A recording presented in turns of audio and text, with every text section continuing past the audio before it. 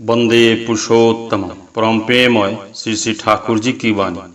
आलोचना प्रसंग प्रथम खंड से एकांश।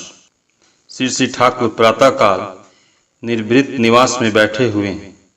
घरों के बीच निर्वृत निवास है। 3 दिशाओं से सटी दीवारें हैं। सामने की दक्षिण दिशा खुली है। घर के ऊपर कुंज लताएं घिरी है। घर के बीच में एक तासू है, उसमें बिछावन बिछे हैं। निकट की रैक पर कतिपय पुस्तकें रखी हुई है। घड़ी, कलम और खाता, बही इत्यादि है। वहाँ श्री श्री ठाकुर दक्षिणास्य हो बैठे हैं। सामने एक विराट मैदान और बालू की रेत है। 8-10 मील अर्थात कुष्टिया तक खाली मैदान ही मैदान है। निकट ही मैदान में झील की तरह एक बड़ा जलाशय है। निर्वृत निवास से 50-60 हाथ की दूरी पर वन में झाऊ के वृक्ष है। झुंड बांधकर कितनी तरह के पंछियां वहां उड़ते हुए आते हैं और कलरव करते हुए हठात उड़ जाते हैं। खेतों में किसान लोग खेती बाड़ी में मशगूल हैं। वहां से आनंद में विभोर हो गाते हुए सोने जैसी फसल काटकर घर में रखते हैं। आकाश की रोशनी, छाया, धूप, बादल, ज्योत्सना, अंधकार, दिग्वलय की नाना रंगीन लीलाएं यहाँ से पूर्ण रूपेण उपभोग किए जा सकते हैं। वर्षा में जब पद्मा नदी लबालब भर जाती है तो वह आश्रम के पाददेश तक को धोने के लिए दौड़ आती है। उस समय इस घर का आकर्षण और भी बढ़ जाता है। चारों ओर जल ही जल रहता है। बीच में मल्लाह लोग पाल ताने गाते हुए बहुत सी नौकाओं को खेते जा रहे हैं। मछुए छोटी छोटी नौकाओं में मछली पकड़ रहे हैं और क्रमवत पानी की लहरें बांध पर उठती गिरती है और वह शब्द मानो मन को सब कुछ से अलग कर दूर ले जाता है, अति दूर। अंत के अंतपुर में प्रियतम के सौभाग्यसिक मणि मंदिर में इसी निर्भीत निवास में बैठे हुए श्री श्री ठाकुर केष्टोदा से कह रहे हैं, जहाँ जिसका प्रयोजन हो उसके द्वारा वहाँ कार्य कराएंगे। किसी जगह पर फूल बीरेन की आवश्यकता हो सकती है तो किसी जगह ब्रजेंदा की हो सकती है। जहाँ जिसके द्वारा कार्य हो सके। मनुष्यों को ठीक ठीक जगह पर लगाने से थोड़े मनुष्य के द्वारा बहुत काम हो सकता है।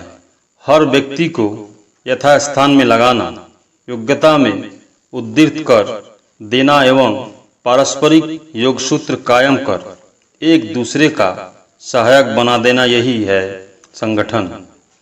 मैंने जो इतना किया था केवल किशोरी और महाराज ही मेरे कर्मी थे। बाद में गोस्वामी आए। उन लोगों को सब कुछ सिखा देना था और उसी विषय में वे बातें किया करते थे। कहाँ क्या करना होगा, क्या बोलना होगा इत्यादि सारी बातें कह देता था। उसी तरह वे चलते थे और बातें करने की चेष्टा करते थे। इसके फलस्वरूप उस समय निहायत कम काम नहीं हुआ। ये लोग न खूब पंडित थे और न विद्वान ही, पर इन लोगों की तीव्र लगन थी, चाहे उसमें खामियां क्यों न रहे। उस समय ये लोग नशाखोर की तरह चलते थे, इसी में मतवाला बने रहते थे। ऐसा बने बिना काम भी नहीं होता है। वे दिन कैसे कटे हैं, पुनः वैसा भाव जगाएं। देखेंगे कि एक छोटा केंद्र बनने पर वही फैल जाएगा। श्री श्री ठाकुर निर्वृत निवास से निकलकर ताशू में आकर बैठे। धीरे धीरे लोग आने लगे। लगातार 3 व्यक्ति वहां आए। एक बीमार है, दूसरे को अभाव है और तीसरे व्यक्ति को अपने सहकर्मी के साथ मेल नहीं है। श्री श्री ठाकुर ने प्रत्येक को यथायोग्य समाधान एवं व्यवस्था करके उद्दीप्त कर दिया।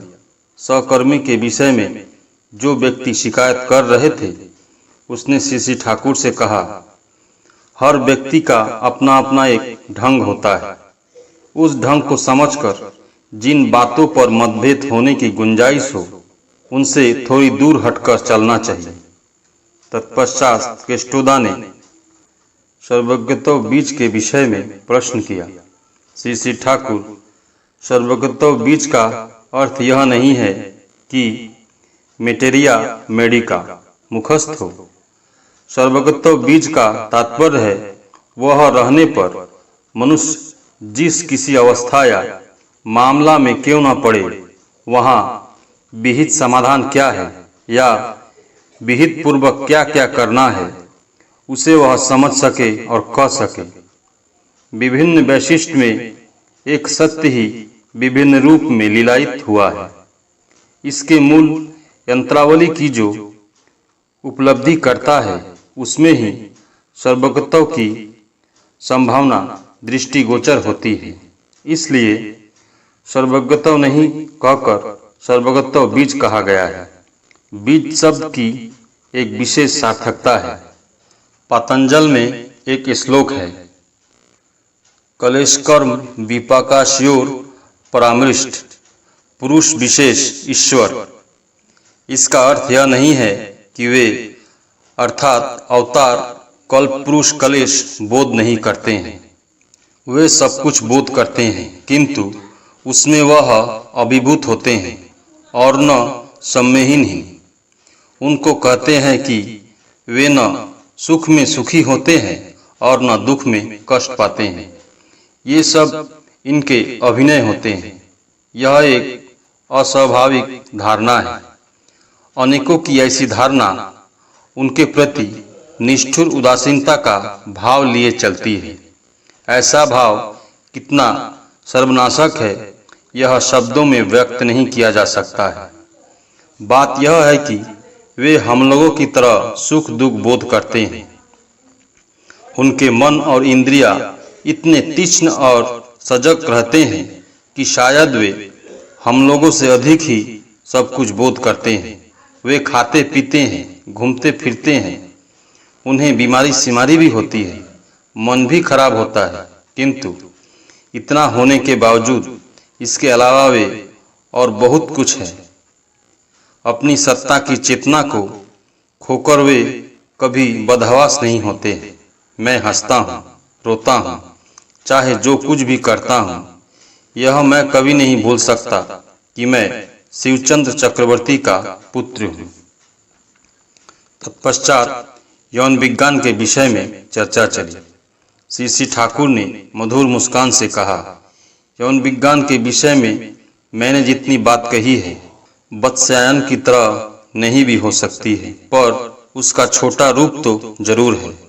केष्टोदा ने चाणक्य की मातृभक्ति के प्रसंग में कहा, यह कहा जाता है कि एक दिन एक देवज्ञ ने चाणक्य की मां से कहा कि चाणक्य के सामने के दांत जो ऊंचे हैं, यह एक सुलक्षण है। वह एक दिन राजा होगा। चाणक्य उस समय घर में नहीं थे।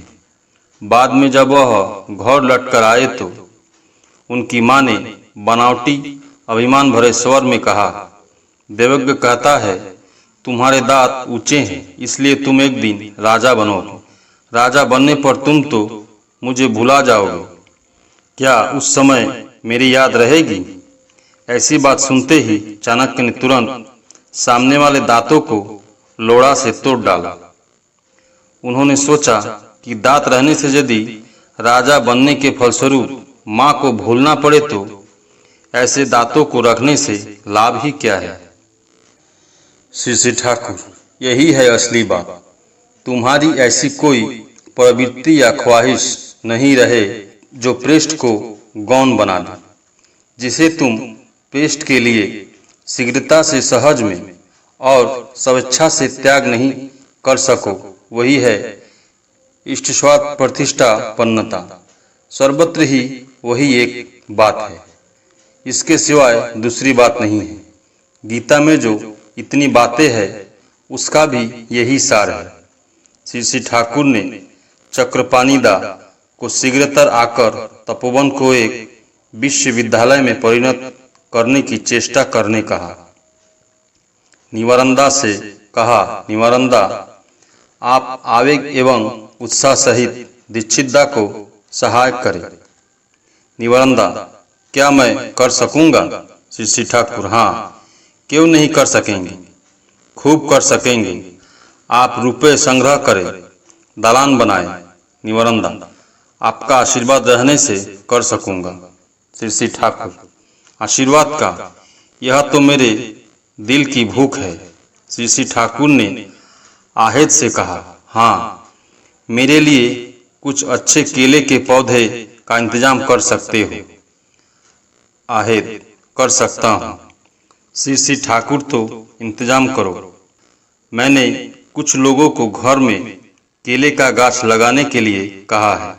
वे लोग स्वयं इंतजाम कर सकेंगे या नहीं यह निश्चित नहीं है। कम से कम इंतजाम करने पर वे लगा तो सकते हैं। परम प्रेममय श्री श्री ठाकुर। सभी गुरु भाई एवं माँ को जय।